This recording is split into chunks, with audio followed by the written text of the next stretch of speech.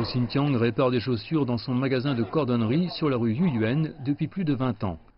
Mais son magasin a longtemps été un simple stand sous un arbre.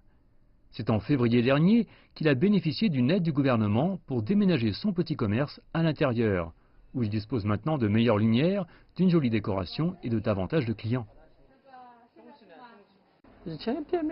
Mon ancien magasin n'était pas aussi grand. Ici, il y a plus d'espace et c'est plus joli. J'ai maintenant 20 à 30 travaux par jour. Je n'en avais pas autant avant. Developer Creator Management a commencé à rénover de vieux bâtiments le long de la rue Yuyuan en 2015 et a maintenant réalisé 60% du projet.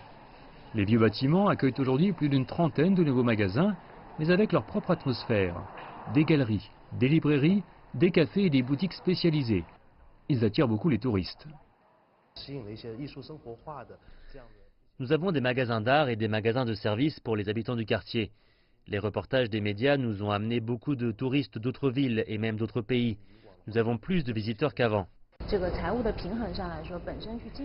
Développer ces rues spécialisées ne rapporte pas beaucoup d'argent en soi, mais les promoteurs ne les considèrent pas sur une base de perte ou profit. Construire ces blocs augmente la valeur du terrain et du terrain des environs, et cela bénéficie aux promoteurs.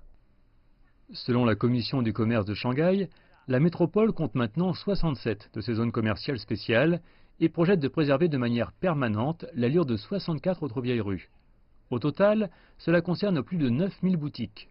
Cela créera davantage d'opportunités pour les promoteurs et plus de lieux à explorer pour les adeptes du lèche-vitrine de Shanghai.